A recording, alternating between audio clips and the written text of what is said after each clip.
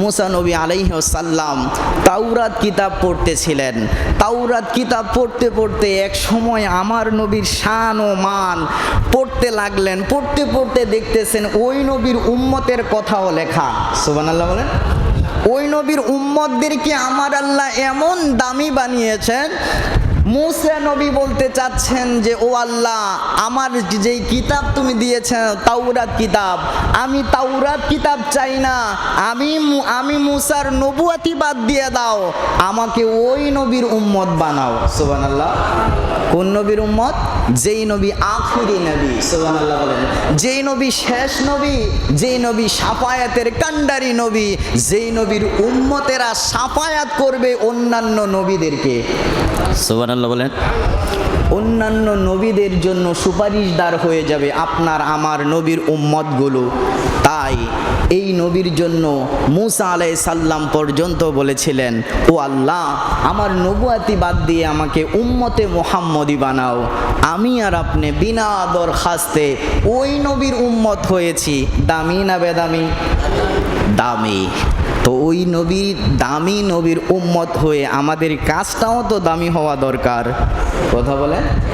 আমাদের কাজটাও দামি হওয়া দরকার।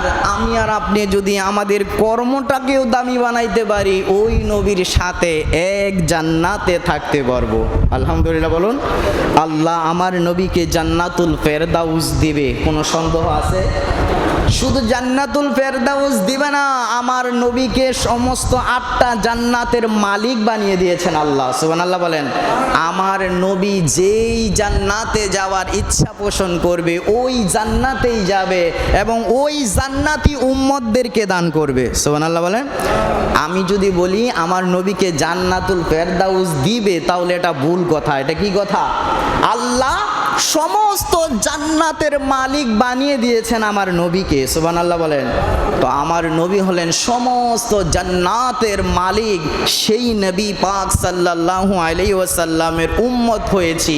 যদি নবীর দয়া লেগে যায়, যদি নবীর মায়া লেগে যায়, আপনি কত বড় গুনাহগার সেটা দেখার ক্ষমতা, সেটা দেখবে না আমার আল্লাহ। আমার নবীর দয়া হয়েছে, নবী আপনার জন্য সুপারিশ করেছে, আপনি জান্নাতে যাবেন। সুবহানাল্লাহ বলেন। আপনি কোথায় যাবেন?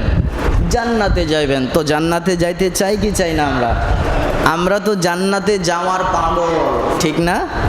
জান্নাতে যাওয়ার পাগল। ওই নবীর মোহাব্বত নিয়ে, ওই নবীর সুপারিশে যদি আমি আর আপনি জান্নাতে যাইতে পারি, আল্লাহ রব্বুল আলামিন আমাকে এবং আপনাদেরকে সেই তৌফিক দান করুক। সবাই বলেন আলহামদুলিল্লাহ।